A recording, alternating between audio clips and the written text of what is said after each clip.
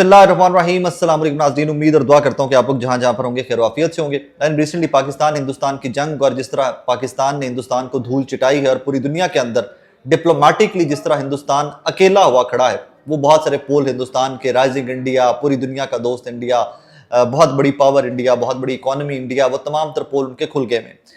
बदकिस्मती की बात यह है कि इस शिकस्त को तस्लीम करते हुए आगे बेहतर तरीके से चलने की बजाय हिंदुस्तान ने सफारती महाज खोले हैं, कुछ पाकिस्तान भी उनको काउंटर कर रहा है, but at the same time propaganda के ऊपर एक दफा फिर से हिंदुस्तान ने बहुत ज्यादा रिलाय करना स्टार्ट कर दिया और यही उनका पुराना टूल है। माजी में कई दिहाइयां देखें आप तो उसके अंदर हिंदुस्तान पाकिस्तान के खिलाफ हमेशा हर्जा सराई, इल्जाम दर इल्जाम, विदाउट एनी प्रूफ लगाता आया। एक नई कहानी डाली है हिंदुस्तान की एजेंसी रॉ ने, और इस कहानी के जरा डॉट्स देखिएगा कि कितनी बेशर्मी और कितनी डिटाई से दहशतगर्द जो है, जो डिक्लेयर्ड दहशतगर्द है दुनिया के अंदर, उनको हिंदुस्तान में मुबैना तौर के ऊपर पनाह भी दी गई है और हिंदुस्तान को कैसे पाकिस्तान को अपने मकासद के लिए, पाकिस्तान को बदनाम करने के लिए, अपने मकासद के लिए उन दहशतगर्दों को इस्तेमाल कर रहा है। एक फितनतुल खारिज का एक बदनाम ज़माना तर्जुमान हुआ करता था एहसानुल्लाह एहसान, जो पाकिस्तान की सिक्योरिटी फोर्सेस की तहवील में था, और वो अगली कहानी आपको सबको पता ही है क्या हुआ था दैट टाइम। उसको उसके नाम से संडे गार्डियन एक अखबार है हिंदुस्तान का, उसके अंदर आर्टिकल छापा गया और आर्टिकल के अंदर एक और फॉल्स फ्लैग ऑपरेशन की तरफ इशारा किया गया है कि जनाब एक और फॉल्स फ्लैग ऑपरेशन का इंदिया दिया गया है। इससे मैं तो यही परसीव करूंगा। एहसानुल्लाह एहसान ने संडे गार्डियन के अंदर लिखा है कि जनाब पाकिस्तान जो है वो मकबूजा जम्मू एंड कश्मीर जो है वहां पर कोई और पहलगाम जैसा इंसिडेंट कर सकता है, उसकी प्लानिंग कर रहा है। इल्ज़ाम अभी से लगा दिया, मतलब कि हिंदुस्तानी फोर्सेस, हिंदुस्तानी एजेंसी वापस एक दफ़ा फिर से पहलगाम जैसा कोई ना कोई इंसिडेंट करके, वहां पे वकुआ करके पाकिस्तान के ऊपर इल्ज़ाम लगाने की तैयारी कर रहा है। और इसका गवाह कौन है, ये आर्टिकल लिख कौन रहा है, जो डिक्लेयर्ड दहशतगर्द है जिसका नाम है एहसानुल्लाह एहसान। अब ये अखबार की कहानी भी बहुत इंटरेस्टिंग है। जिस अखबार में ये आर्टिकल छापे जाते हैं, ये पहला आर्टिकल नहीं आया एहसानुल्लाह एहसान का। इस नाम से एहसानुल्लाह एहसान के जो साबिका तर्जुमान है फितनतुल खारिज का, इसके नाम से इसी अखबार संडे गार्डियन के अंदर ऑन एंड ऑफ आर्टिकल छपते रहते हैं। एजेंसी लिखती है, नाम एहसानुल्लाह एहसान का इस्तेमाल किया जाता है और वो छाप दिए जाते हैं।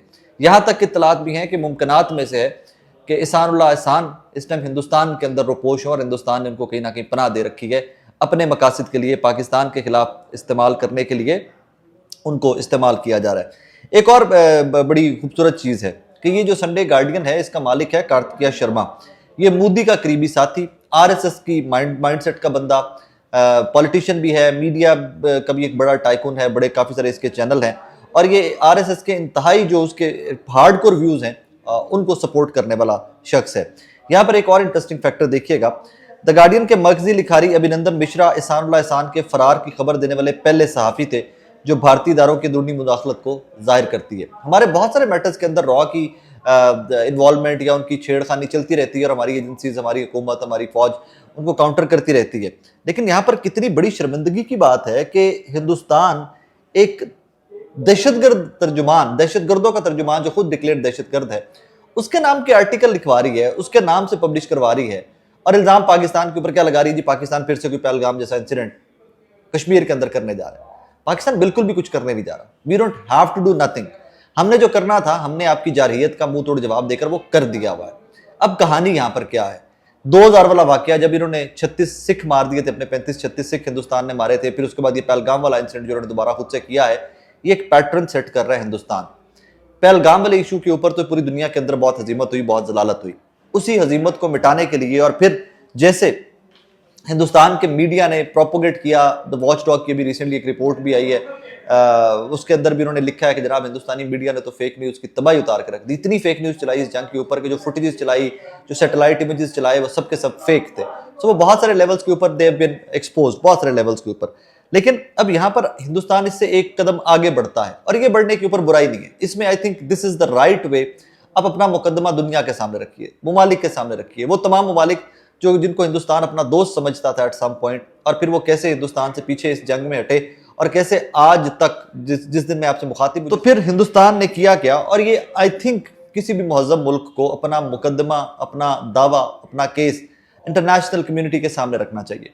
हिंदुस्तान ने 7 डिफरेंट डेलीगेशन फॉर्म किए हैं, अपोजिशन के और तमाम हुकूमती और अपोजिशन की सियासी जमातों के मिलाकर 7 डेलीगेशन हैं जो पूरी दुनिया में जाएंगे। वो जाएंगे किन किन ममालिक में जनाब, ये including United nation security council member states, starting दिन ये इस वीक से स्टार्ट हो रहा है। ये जाएंगे जनाब, यूएस जाएंगे, यूके जाएंगे, ये डेलीगेशन मेंबर्स जो हैं, यूएई जाएंगे, साउथ अफ्रीका, जापान जाएंगे, और हिंदुस्तान की पोजीशन कश्मीर के ऊपर, दहशतगर्दी के ऊपर और ऑपरेशन सिंदूर के ऊपर, ये तमाम तर इंफॉर्मेशन या तमाम तर जो अभी तक के हालात वाक़यात हैं उनको ये रखेंगे दुनिया के सामने। इसमें सबसे जो इम्पोर्टेंट फिगर इस सारे मामले के अंदर है वो शशि थरूर हैं, और वो एक रहनुमा अपोजिशन से उनका ताल्लुक, और इसके अंदर उन्होंने दो के बहुत सारे एम्बेसडर्स हैं, बहुत सारे पॉलिटिशियंस हैं, ये डिफरेंट ममालिक में जाएंगे।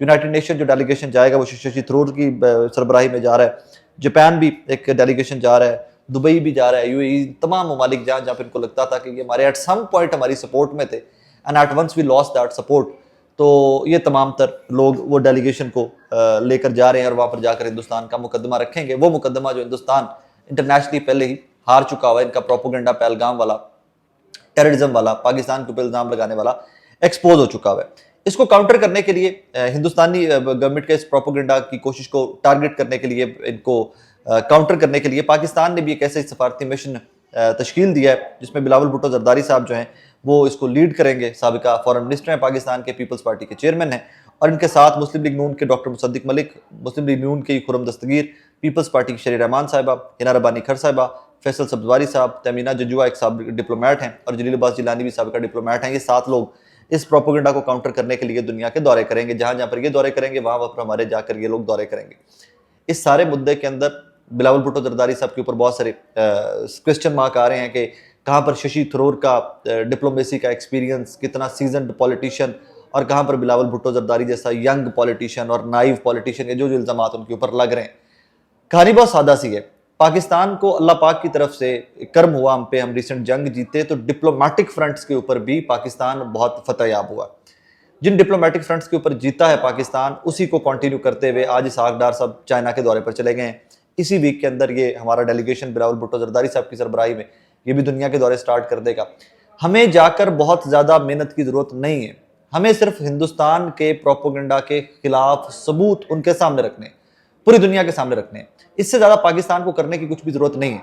We did not do nothing. जब आप एक चीज़ दुनिया के सामने रखते हैं बार बार कि जनाब हमने कुछ नहीं किया, हम किसी भी किस्म की इन्वेस्टिगेशन के लिए राब्ते में हैं, साथ हैं, पूरी दुनिया जहाँ पर कहती है जिस प्लेटफॉर्म को इस्तेमाल करना चाहती है वो प्लेटफॉर्म इस्तेमाल कर लिया जाए, and we are good for investigation. हमें कोई एतराज़ नहीं है, हम विलिंग हैं किसी भी किस्म की आज़ादाना इंक्वायरी के लिए पहलगाम।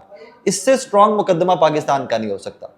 हाँ, आगे से पाकिस्तान इसके अंदर फर्दर क्या कर सकता है? आप अभिनंदन को पूरी दुनिया के सामने ले जाकर बेचिए, बताइए कि अभिनंदन कौन है, बताइए कि भी रिसेंटली हमने जेलम और ये जो सारा यहाँ पर हमने एक दहशतगर्द पकड़ा है, जासूस पकड़ा है हिंदुस्तान का, बताइए दुनिया को जाकर। वो व्हाट्सएप चैट्स, उसकी सारी कम्युनिकेशन, इनक्रिप्टेड कम्युनिकेशन जो थी हिंदुस्तानी हैंडलर्स के साथ, सुखविंदर सिंह गालिबन, वो दिखाइए जाकर दुनिया को। इस तरह रिसेंटली जो ईरान से बॉर्डर क्रॉस करता हुआ हमने स्पाई पकड़ा है अभी रिसेंटली, वो सब शवाहिद जाकर हिंदुस्तान के खिलाफ पूरी दुनिया के सामने रख दी। हमें इससे ज़्यादा करने की जरूरत नहीं है। एक एतराज़ ज़रूर है, हिंदुस्तान की डेमोक्रेसी इतनी तगड़ी हो चुकी हुई है कि जनाब वो जब भी किसी फॉरेन महाज पर, किसी इंटरनेशनल महाज पर निकलते हैं तो हुकूमत के साथ अपोजिशन को ऑन बोर्ड लेकर निकलते हैं। शशि थरूर जैसे बहुत सारे लोग अपोजिशन के निकल रहे हैं साथ। पाकिस्तान के अंदर अपोजिशन को आपने ऑन बोर्ड नहीं लिया। इमरान खान साहब जेल के अंदर है और आपके पास डिप्लोमेसी के फ्रंट के ऊपर एक बहुत बड़ा एसेट जिसका नाम शाह महमूद कुरैशी साहब है, वो बीमार अस्पताल के अंदर पड़े हुए। इस तरह के बहुत सारे चैलेंजेस हैं पाकिस्तान को कि हमारी इंटरनल पॉलिटिक्स इतनी डिस्टर्ब्ड है कि शायद हम इंटरनेशनल फोरम्स के ऊपर बहुत ज़्यादा अचीव ना भी कर पाएँ इन वजह से, अपनी कमियों कोताहियों की वजह से। और अगर कोई समझदार, कोई सियाना बंदा हमारी मौजूदा हुकूमत को, मौजूदा रिजीम को, इस्टेब्लिशमेंट को मशवरा देने वाला हो तो इनको समझाए कि आप इंटरनेशनल फोरम्स के ऊपर जब जा रहे हैं तो वहाँ पर आप अपोजिशन या हुकूमत नहीं, आप एज पाकिस्तान जा रहे हैं, एज स्टेट ऑफ पाकिस्तान जा रहे हैं, एज गवर्नमेंट ऑफ पाकिस्तान जा रहे हैं, excuse me, as nation of Pakistan जा रहे हैं। गवर्नमेंट ऑफ पाकिस्तान की रिप्रेजेंटेशन पीएमएलएन से आ गई, नेशन ऑफ पाकिस्तान की रिप्रेजेंटेशन पीएमएलएन से जहां पर आई, वहीं पर ऑपोजिशन से पीटीआई से भी आनी जरूरी थी, जेयूआईएफ से भी आनी जरूरी थी। आई थिंक तमाम जो अपोजिशन की बड़ी पार्टीज हैं उनमें से रिप्रेजेंटेशन ले ली जाती तो पाकिस्तान का ही मुकदमा मजीद बेहतर होता। हम बार बार कह रहे हैं कि हिंदुस्तान की इस जारियत के खिलाफ हमें कौमी यकजहती की जरूरत है, तो कौमी यकजहती की इस प्लेटफॉर्म के ऊपर भी आपको और मुझे जरूरत है। पता नहीं कौन लोग हैं जो डिसीजन मेकर्स हैं और किन्होंने ये कमेटी बनाई है, किन्होंने ये सफारती महाज के लिए मेंबर्स चुनकर सिर्फ हुकूमत के डेलीगेशन जो है उनको बनाकर भेजा जा रहा है, ऑपोजिशन को ऑन बोर्ड नहीं लिया गया हुआ। और मेरे नज़दीक ये बहुत नेगेटिव सिग्नलिंग है। अपना बहुत सारा ख्याल रखिएगा नाज़रीन, दुआ में याद रखिएगा। अल्लाह हाफिज़। पाकिस्तान जिंदाबाद।